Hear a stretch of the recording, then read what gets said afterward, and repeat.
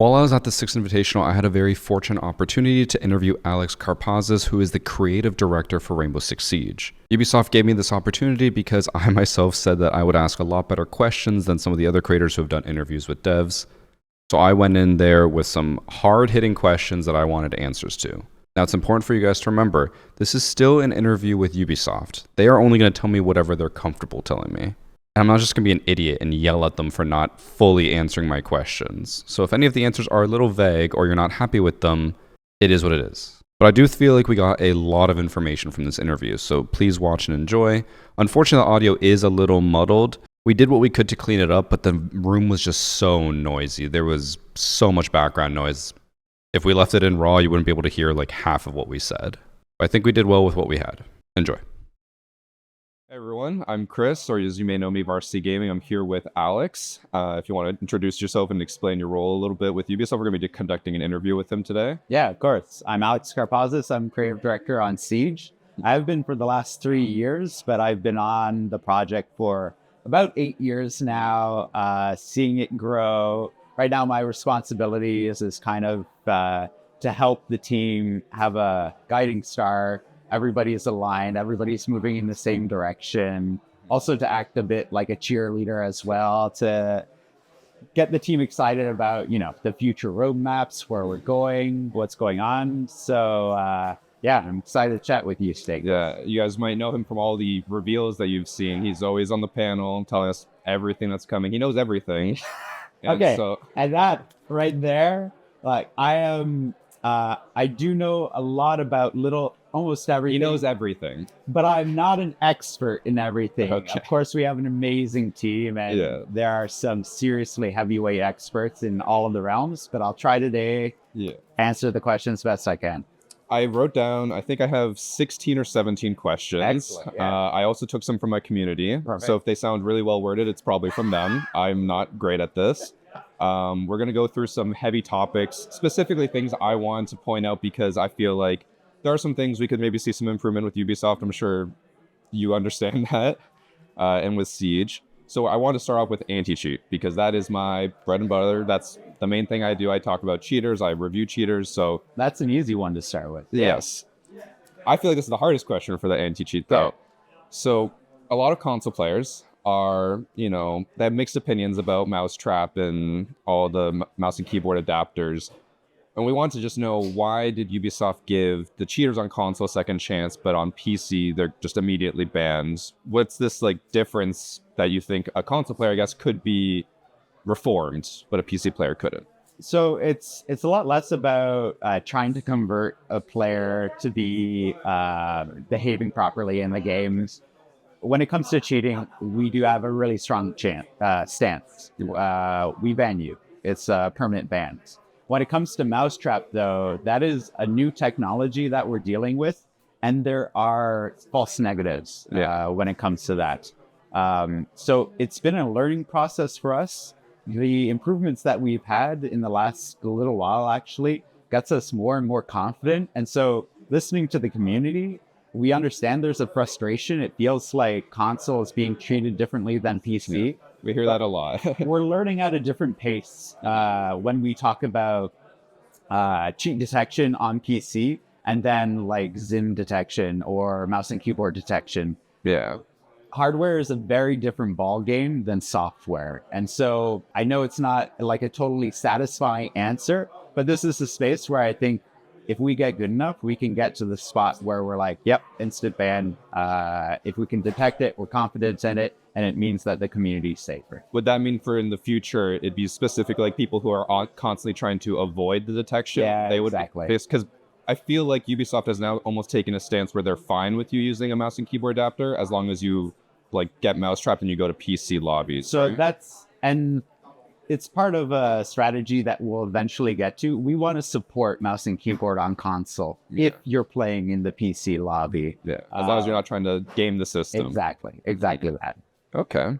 Whether this goes in or not, first of all, thank you for asking hard questions. I also want to assure you too, the things that you ask are the things that the team asks us all the time. They care that much about the game. And so it's not like we're being caught out or anything and we hate questions like that. it means the community cares, people care about it, and our team cares. So That's the argument I like to try to make for myself, is Yeah. that I'm more passionate. I want to see, yeah, 100%. the answers. Yeah. Which is why I still have a few more. A few more anti-cheat ones. Let's go. It's, again, specifically for console. They're the largest community. They want a lot of answers. Are there any goals to work on other types of cheating devices for console? I know hardware's difficult, but like there is the macros, the like Chronos, Zen, all those things. Is there any idea of how you will tackle that? Because I think so far it goes undetected or at least unpunished. So when it comes to new kind of spoofing devices, we're trying to keep up as fast as they come out. We buy them ourselves internally. That's how we're training machine learning to detect them. And so if there's new hardware in the marketplace, we're going to keep on learning and adapting our side of Mousetrap to that. And then when it comes to like, we know that the next big topic is going to be like recoil reduction. Yeah. So we're already opening that up and seeing if we can adapt Mousetrap for that as well. And so while we don't have anything to announce right now, like you better believe the team's working on it right now to understand, okay, how do we detect this? And again, how do we make sure that there's no false positives? Yeah, I think it is important for the community, especially the console community, to hear that, just because obviously this doesn't get talked about that much. If nothing, there's nothing to be said. But as long as they know something is going to come out, or hopefully come out. And we're trying more and more to give that kind of visibility, kind of like a heads up that we're anticipating things. And the team is actually anticipating cheats now that are coming out better and better. It's just, when do we show our cards? And then you don't want to announce it too early, and then everyone's ready. Exactly that. Because I will say, I noticed with the new cheats the exploits where you can get inside the buildings and like start, hiding inside the roof and stuff. I've seen that a lot recently, and I've seen those people have already been banned very quickly. Right, and that's part of our gameplay violations. So if we can detect stuff that's just not possible in the match, we're actually getting incredibly, I think some of the detections we're starting to get is happening within an hour now. Oh, wow. So we're finding those people who are essentially breaking the game in new ways that we haven't seen before, and we're able to catch them faster. That is great to hear, because obviously, as I said, I'm critical of Ubisoft. We always say, if you see a cheater, they'll be banned in 2 weeks, and then you'll get your elo back. So it's good to hear it could be within an hour. Faster and faster. But again, credit where credit's due. Like your videos, a team watches them all the time. They're looking at who's in them, and they're actually doing analysis on the players that you're looking at. I mean, that's good to hear. I'm happy it's not just going to waste out there. Well, other than it being entertaining, we're actually using that kind of data. That's good to hear. Thank you. I like that it's pen and paper, though. I didn't want to scroll through my phone. So. I appreciate that. So thank you for that. So I've already asked my anti-cheat questions. I want to move on to content. What? I have some other backup questions if you want more anti-cheat. All right. So one of the big ones I found was you guys pushed out the live detection, but I know in the past, again, this has been 6 years ago, I think, when another community dev said it, that Ubisoft tends to be more reactive rather than proactive. So at the time, they would always wait, like we said, 2 weeks or something to ban someone, so the cheater doesn't know what they did that got them banned. They'll just play and then be like, oh, I'm banned, I don't know why. And I know recently we've talked about how you don't want to be too reactive, because then the cheat developers can just do A/B testing and figure it out. Yeah. So how do you find that middle ground, especially with live banning, where if someone's getting banned within an hour, won't they just figure that out and then prevent it next time? Yeah, so it is a delicate tightrope, and it depends on if we start announcing bigger things that cheat makers can anticipate. That's a bigger risk than maybe smaller players where we already know how to detect the cheat. We already know how it performs. So just banning players as fast as possible isn't giving additional information to cheat makers anymore. In fact, we know the major players in the cheat making space. We see their kind of like market share.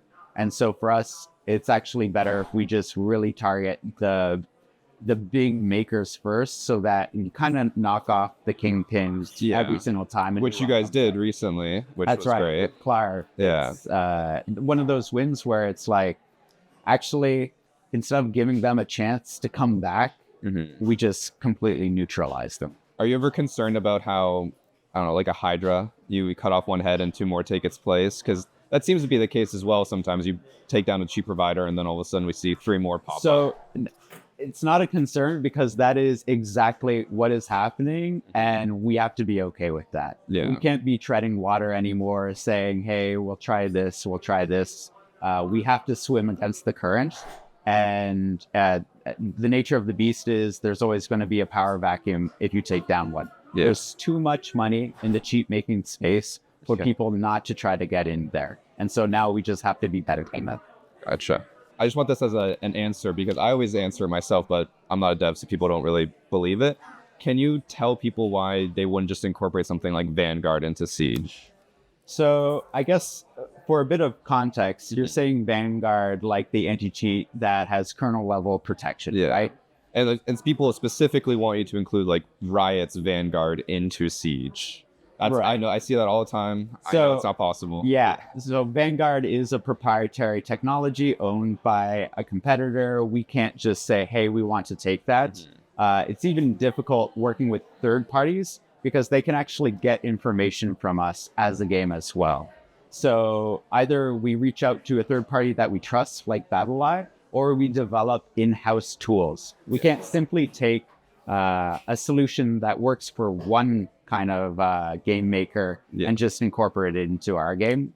Because people are under the assumption you can just like grab it and just install into Siege. Not plug and play at all. Like these are deep hooks that understand how our game works, so we know how to detect the cheaters. So yeah, if the answer is just like plug and play, other cheat kind of detections, it won't work for us. That's good for everyone else to understand as well. And maybe I can rehash that whenever people ask me. Yeah, play it on loop. Yeah. I do have one more anti-cheat question. Yeah. Specifically for boosting. I've talked about this with other devs and they've changed a few things now. Like recently you guys just changed, I don't know if it was because of me or it was already in the works, that AFK players or AFK bots are now getting banned permanently, which is huge. But why has Ubisoft still not taken a stance on banning boosted players? Because I feel like they are the reason why boosters exist. If people are willing to pay to get boosted, the boosters will still stay there and cheat. So this is really a big kind of gray market question. Boosting, but even smurfing, like I understand that there's a lack of clarity, I think, from us, how we see that and how we're going to adapt to it. We are learning faster and faster, kind of seeing a player's account evolve over time. And if it changes suddenly, like behaviorally, it doesn't make sense. What do we do with that kind of account? It's something that I think in the next little while, we'll try to make a little bit clearer. What we do with boosters, what we do with Smurfs in the game as well. Because honestly, when we talk about Smurfs, actually our content creators and our pro players love them because there's anonymity, but there's also content you can make. But also we don't want people trashing like new players that are just trying to have fun. So it's a more complicated topic that I think we'll have more to answer in the future. Yeah, I know obviously from a like non-dev standpoint, it seems very cut and dry where it's like, it's no mistake when someone queues with a cheater for 200 matches and then went from copper all the way to champion. Like that's not right. But I assume that would be hard to manually go through and sift through every single case to make sure they're getting banned, right? It's the same thing as with Mousetrap, making sure false positives aren't there, making sure that if we do ban someone, they stay banned no matter if they jump onto another account. That's the stuff that we're working on right now. Yeah. Because to talk more about boosting, it has concerned me now. I feel like I'm not blaming console for this, but since crossplay has happened, there have been way more boosters because now the market that they have to cater to is so much wider. Before, like, let's just say if there was 100,000 people on PC, now if you throw in the extra 300,000 or whatever from console, that's now quadrupled their possible clientele. And it's sometimes easy to be like, we want to hammer every single issue all at once. But especially this year, growing the kind of security teams, making sure that they cover a lot of bases, that took a lot of time. It took a lot of resources. And now that we're getting a lot of success on the anti-cheat side, it's time to look at those kind of like secondary industries that are kind of going on around. Because it also seems like you guys don't want to just play whack-a-mole and hit it as it comes. You want to set up a whole system and take care of it at once rather than... It has to be sustainable. Otherwise, again, you're just treading water and getting carried away with the current then. We need to be smarter than that to fight all of that. Good. That's good to hear.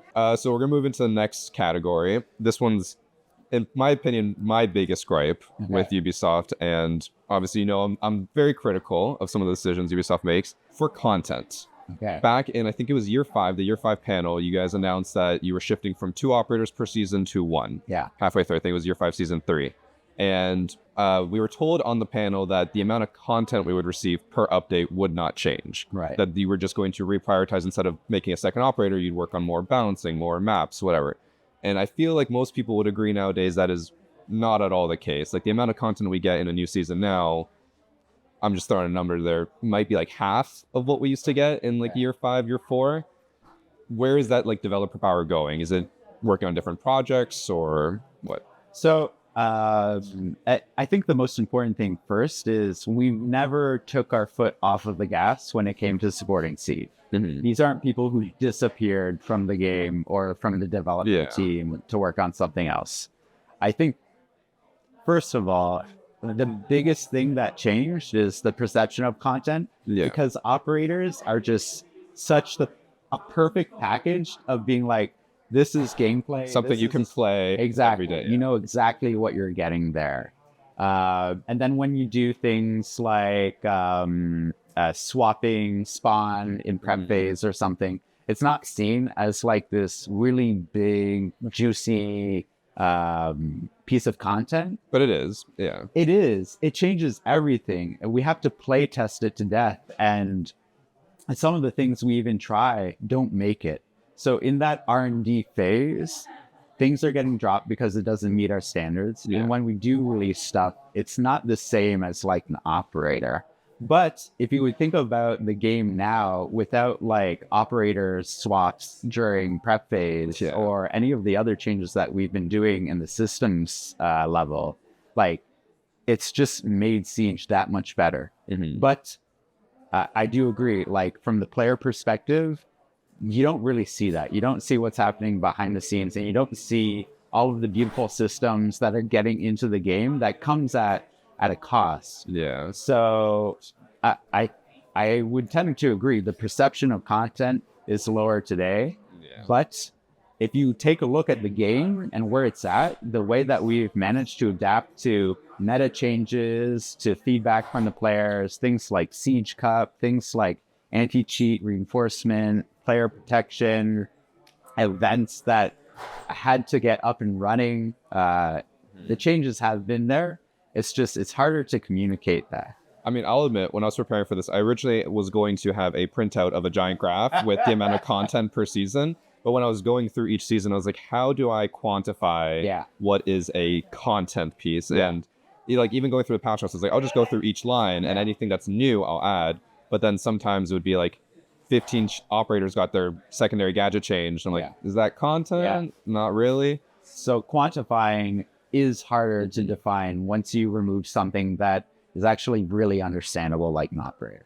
I will say, I think it was last season's mid-season update was one of my favorites that we've had in the last probably 2 years, because I think that was the one where you buffed Gridlock, like buffed Sophia, nerfed like 15 different things, and you just did buffs and nerfs. And that felt more refreshing, because a lot of times we do get a mid-season update where it's just, some bug fixes and some nerfs, which are fine, but buffs, would be nice. Appreciated. Yeah. I think even the balancing team today has learned a lot when it comes to that. Like you're seeing Sense played at the SI, which is huge. You're seeing Grim played. You're seeing Blackbeard played. You're seeing recruits played. You're seeing recruits getting banned. It's all of these things. I agree matter, and to make the game feel really good, you want to see all of the operators get love and not necessarily that nerf that puts them in line. Would you say that it's just easier to nerf than it is to buff, and that's why we see a bit more?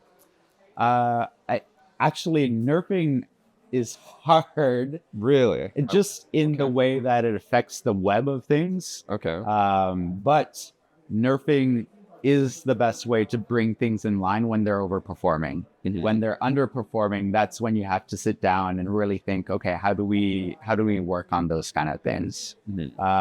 Even the grenade change, like you would think, we're talking about being able to cook the grenade. Yeah. And I know it was something that was heated in the community, having that conversation. And they're like, oh, you just removed a feature that provided a skill ceiling. The team worked super hard on. I'll give you guys credit on that one. I saw the full patch and I was like, they went through 6 different options. Exactly. And you chose, in my opinion, the best one. And thank you. It's really hard to say that a nerf can be the best choice in certain scenario. And it doesn't mean that the nerf was the easiest thing to do in that case. Because like for nades, I was actually a huge fan of that because a lot of people argued it was a skill thing, but it was just something that ultimately you could not counter. If you got grenaded through the floor, the only option was to move, which is, it sounds like back in year 1 when Blackbeard, we were like, just don't peek them. Yep, exactly. And what makes me so happy is we're watching the SI. More people have more nades than ever, and you get this really dynamic, like, flushing mechanic now that is really satisfying to watch DC play. Yeah, instead of just a quick hit and they're dead. Yeah, exactly. Gotcha. And then I want to talk more about the nerfs. And is there a specific reason why, I know we said Ubisoft does focus more on nerfs, but they also focus on removing, like, in my opinion, fun things. They remove hiding spots. They remove, one thing that I really hate that they removed was the random operator button in unranked and ranked. And like, I know it's supposed to be more competitive, but people want to have fun as well. Yeah. So why remove those fun things from the game all the time? Yeah. I think that's a great question. We're not doing it out of spite. Please believe us when we're saying that. Things like Maverick being able to open up a wall by cutting the top and bottom, like that kind of dynamic, kind of user explored and natural meta is a lot of fun, and a lot of that we'll try to support. Because if I'm not mistaken, that wasn't intended, right? It wasn't intended. Yeah. And it's perfectly okay. Like for me and for the rest of the team, that's Maverick in a new light. That's a new kind of strategy you can play. That's fun. But if you're talking about the smaller things that can kind of feel like removing the fun, sometimes it can come at an immense cost of us for upkeep, making it harder for us to update the game regularly and making sure that everybody is having a good time. And when it comes to random operator buttons in ranked, that's us trying to understand the population, the players, the feedback that they're giving us. When they say that ranked is like pinnacle siege, how do we support that? So players are always making tactical choices that they feel like they're empowered to create a strategy and act on it. And how do we give other spaces for them where they can have more fun, whether it's... Because I was surprised it was taken out of unranked, which I know is supposed to be like the middle ground. Yeah. But it's mainly fun. And I think unranked is probably the one that, self-admittedly, we're still learning about the most. Listening to the players, what do they want to use it for? Something that's not as serious as ranked, but something that at least has all of the cool structure that you would want in a siege and you don't get in quick match. For me, honestly, if you say today, like, random operator button in unranked is part of the unranked experience and you're removing something fun there, to me, that's like, all right, maybe that's actually, we have to make a change there. All right, that's good to know. Thank you. And then for the hiding spots, I know you said it's not like personal, it's not targeted or anything, but I will admit, when we do, I'm sure you've seen Coconut Bras hide and seek videos, and then we see the mid-season patch, and we see in the bottom, it says, removed a boost spot from a gnome that you would stand on in house in the garden. I'm like, that was a hiding spot technique that they used, so that it seems a little targeted there. Again, nothing against you, Chris, or even anyone else creating this stuff. Like, even today, I watched Valk hide in Clubhouse, and that's to avoid a drone spot. I think that is still part of the experience and part of the strategy. It's just, if it goes that level where it kind of, for a player to walk in and have to clear like 7 different corners and then another eighth one because now you've thrown in this crazy wrench. It stops being about strategy and it becomes like some kind of crazy whack-a-mole game. But then how are players like me, who might not be that good at the game, supposed to get kills if you're making us actually compete? I guarantee you have some good like rat places. Oh, I had a lot. They all got removed. All of them? Every single one. I guarantee you'll keep on discovering them, and you'll like. I hope so. Honestly, that's part of the joy. For your content specifically, you're at a level where you understand this game inside and out, and you push the boundaries every single time. And I think that's why people love learning from you. It's because they learn something new because you do that work. It's not our job to keep you down every single time. Feels like it. But it is our job to make sure that when players do play the game, it behaves the way that it's consistent and there's rules. When a zombie came out and everybody's like jumping on barriers and getting to these insane spots, you can't clear corners anymore as an operator. You're clearing like entire 360s that just becomes frustration. But that's not to say like people should be droning. They should be looking for those people hiding. And that has to be a consequence as well. Gotcha. Because that's my main goal is with these high spots is to be like, if you didn't drone me, that's on you. Because I'm not hiding anywhere, out of sight. I'm right there. Yeah. It's just the balance between a legitimate hiding spot and a place that if you tried to break it, you get there and it becomes really almost like a bug, then that's, I think, it's a gray line. So you mentioned you want the game to be consistent. Yeah. If you want the game to be consistent, what is with the like infrequency of passives and like it doesn't seem too intuitive sometimes when someone has a passive and someone else doesn't. I know you've removed withstand, which I'm very happy about. I hated that being in the game. And now it's for Rook Armor, which makes more sense. But still something like Aruni punching the giant holes.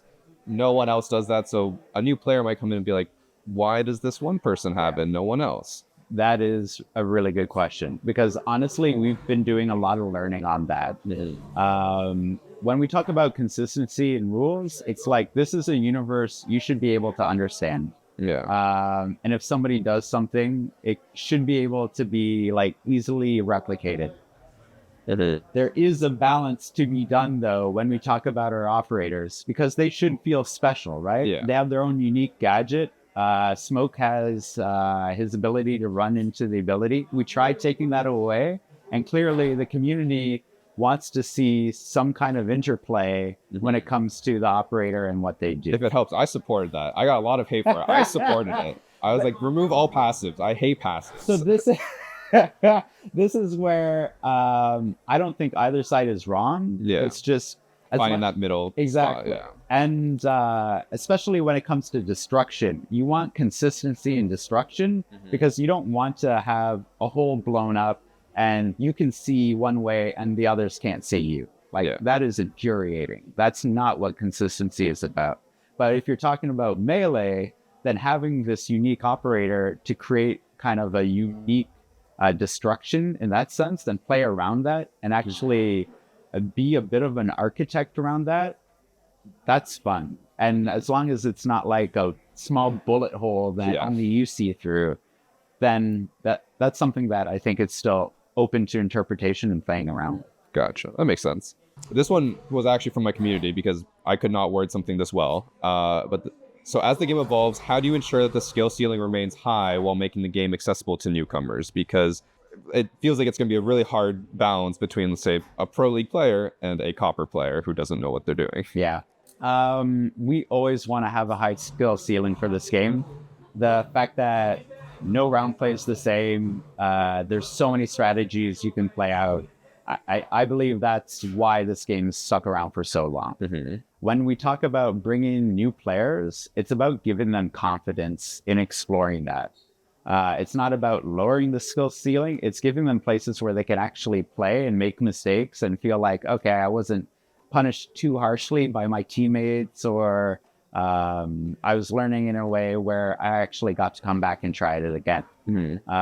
So for us, when it comes to new players, things like our AI bots is something that we've actually seen is starting to work really well. Yeah. If a new operator comes out, they are the number one pick in our AI bot playlist, just because that's a great place to try out the new strategies and learn something. And so for new players too, that's the way that we want to kind of onboard them to the, the learning journey of Siege. And then what specific design principles do you follow to prevent the game from becoming like too high or too low of a skill ceiling or too high of a skill floor where a bad player could easily beat a better player? First of all, we have to rely on our pillars. Like gadget play and strategy has to come first, not just gunplay. And also destruction has to have a purpose. Our game director says that a lot. It's why we're so unique. We don't do destruction just for destruction's sake. It's for a strategy. And so all of that CQC action, I feel has so many different levers and so many different ways to play out that you'll always have that high skill ceiling. And as long as we don't fall into the trap of trying to copy another game in terms of speed of play, which honestly we've been, figuring out over the years, I think we're riding the right path for it. Yeah, I would say right now the game's in a pretty good meta spot of like how long it takes to push in. It's not the 20-second meta we had before or the opposite 20-second meta where it was everyone's dead in 20 seconds. Exactly that. Yeah. And that's why like SI is always awesome to watch, because you actually learn like, okay, where's the meta at right now and how successful are we in making sure that there is always a strategy playing out and it's not just guns out blazing. So I want to move on to the next category of improvements for Siege. Yeah. Half recommendations, half questions about why these things haven't been improved. Is there any plans to increase interest for the test server? Because I'm sure you know as well as I do, test server's dead in 2 days. No one really plays it. No one has any interest. We've said before you should get like packs or stuff should carry over. So that is a great question. 100%, we need the test server and we need to drive more interest in it over a longer term, especially if we can get like a full week, not just 2 days, like you said. The problem is every single time we invest in the test server, it's not being invested in the real game. But things like packs, things like incentives, I think is totally on the table to do something like that. And even getting like console in the mix as well. It's something that I've had a lot of cons people ask me why it's not on there. I always say it's because Microsoft and Sony are very strict with that. I don't know if there's any truth to that. It is different working with first party, releasing stuff to it, because you don't want to brick your console. So it's an extra level, but it's an extra level that we're all on board with. It's worth making sure that we have more people on the test server. And then stay on the same theme for esports. Yeah. Drops have been huge for SI and every other major, but there's always, people want more, people desire more. Of course. Is there ever any interest in like doing more drops instead of just like esports packs and that's it, doing stuff like even alpha packs, or if you watched all of SI and claimed everything, you get like a Bravo pack, something like huge to keep people coming back? So I think this is an even bigger question, because honestly, I think we need to get more esports into the game proper. Which is my next question. Okay. All right. So maybe to your first point, bringing more drops to the esports scene to bring more viewership, I think is, it's how you escalate things. I think we have slowly been adding more and more. I would say this SI has been way better. Exactly. Yeah. So for us, rewarding players for that time, for enjoying the tournaments, like, it's a natural progression. It just makes sure that we can do it in a sustainable way and in a way that doesn't, upset players. Makes sense. So then for esports, I want to talk about, I played a couple other games and they all have esports tabs. They have predictions like what we have in Siege, but they have it all in game, a hub where you can watch the matches, a schedule for everything. Why is that not in Siege? I think we took for granted how well our esports scene does, especially in the community, and how long it's lasted and how much it's grown. I think it has been a mistake that we haven't included it in our game proper. And I would say that I think there's a lot of will from the team to do it in even the short term to start having some of that crop up in the game. Yeah, because I think all we have is just a banner that says this match is live. And Yeah. like, that's not cutting it if you want to drive people. But even things like Siege Cup is a step towards getting players into a tournament kind of setting to celebrate that. But you're right. Like, I think that's something that we will be investing in for sure. Hopefully. And then I have a few quick questions about things in the game that I've heard a lot of people complain about, and whether you will think to change it or anything like that. Yellow pings on cameras. Yellow pings on camera. I see a lot of content creators complain about it. You guys actually made a whole statement about how you want to test when they would ping on a camera, it would make a sound. Yeah. So you would hear it and you could see cameras, but we never saw that. So is there any plans? We did prototype it internally. To be honest, the results weren't convincing for us. Okay. If you hear a sound, it doesn't guarantee where it's coming from. It is still, I would say, a topic that we're discussing today. Okay. If that's reassuring to you.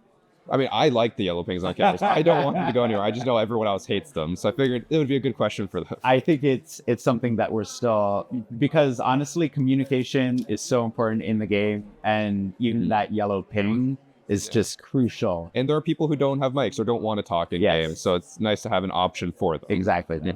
This one's a long one. A lot of people, including myself, are very critical of how long it can take Ubisoft to react to certain things. And one thing in particular, while I'm not colorblind, I know a lot of other people are, we have had the different options for colors for teams for I think like 2 years now. Yeah. And there's only 3 options. Why have we not added more? Because reticles can already be 12 different colors. Why not make teams have 12 different colors so people can see like claymores? That's a big thing. People can't see the lasers. Yeah. So this is very much on the list for accessibility. So there is a complexity. The game was never meant to have colors change in it. And so all of a sudden, every single gadget that had an LED, we had like red colors, blue colors, yellow colors, white colors. Yeah. Bring that system in line. So in the options, you can quickly swap. I want all enemies to be like green or blue or whatever. It did take us a lot of time. I can say that the team's been working on it and they're very close to bringing that out. But just to kind of explain the behind the scenes, technically, it was like herding cats. Every single time you change the color in one place, it would affect another gadget somewhere else. Yeah, like I'm no dev, but in my mind, I'm like, you just change the color wheel and that's it. But yeah, I assume it's not that easy. It is not that easy at all, especially when you're talking about enemy and ally kind of factions that a gadget can have. And then you throw Brava into the mix. And now you change the faction of the device, so the color has to change. And you throw Mozzie into it. Now Mozzie can take over a Brava that can take over an enemy. Yeah. Lots of layers. It is, yeah. Okay. And then for Ranked 2.0, this is a different topic, but Ranked 2.0, you guys were very proud of it. You've pushed it. I've been very critical of it. I'm not a huge fan. But what would you yourself want to change in the future if there were ever to be like a Rank 3.0? What do you think have been the faults of Rank 2.0? I think the one that I think we hear loud and clear from the community is they want to know their skill. Yeah, hidden MMR has not been fun. And in a game where you're trying to improve yourself season after season, I think that's a very legitimate complaint. And for me, we have to address that as a team, as ranked. If we want players to get better, they have to know how they're performing. And so even with Siege Cup now, where you get assigned a tier, like how do we take that into ranks and make sure that it's so fun to play? And like I myself would say for the hidden MMR, the thing that frustrates me the most is that it's been out for 2 years now, actually, fully, and people still don't understand how it works. And I criticize Ubisoft a lot for that because it wouldn't be hard to just add a text box saying, this is your visible rank. It is different than your hidden rank. Yeah. And that still is not in the game 2 years after. Yeah. So when we did rank 2.0, it was kind of freeing for us because now it wasn't just one number where we're kind of locked in. How do we adjust it depending on multiple factors like squad size or actual rank or if the enemy team had something else that was complexifying the matchmaking. So I understand the idea of trying to separate that and keep it kind of visible all the time. But at least the last little while, it's allowed us to make a lot of matchmaking changes to the algorithm that's really improved the experience. And we have a super, super low, maybe not everybody agrees with it, but we have a super low matchmaking time right now. And us trying to balance that to the quality of the match and still give you a good idea of where your rank is, even if it were to, like, your skills were to decay because you waited a season or something like that. We're kind of laying down all of those building blocks to make sure matchmaking is still good. We do set it up so that you do have an idea of your skill in the future. And this is kind of spread out across every single playlist that we kind of throw. But so why is there still no box though that just tells people this is your thing? Because it's been 2 years. I still get people in my chat every day who are like, "Why am I facing platinums? I'm in copper." I'm like, that's just your visible rank. It's true, and it is complex, but we don't do a good job of explaining it. Okay. The reason why you're against a plat and you're a copper could be that it's a team full of coppers, but they have one friend in their lobby that joined them as a plat. Yeah. And so now you have that visible mismatch that gets you frustrated. Yeah. So I think that has been a failing where we haven't explained the system well, and it's not good enough just to be like, trust us, it's working. Yeah. And you don't know where you're at.